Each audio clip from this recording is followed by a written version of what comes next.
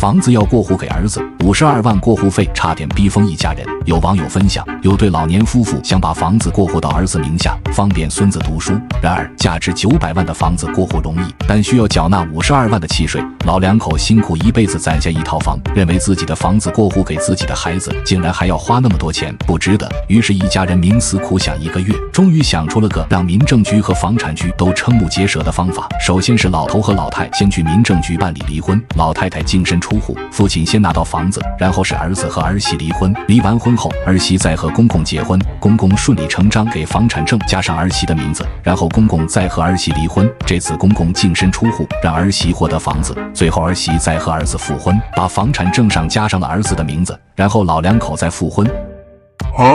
这一套神操作下来，虽然用时不短，但花费是真的低。好家伙，果然忠诚度这么高的家庭，他们才是相亲相爱的一家人呐。呵呵。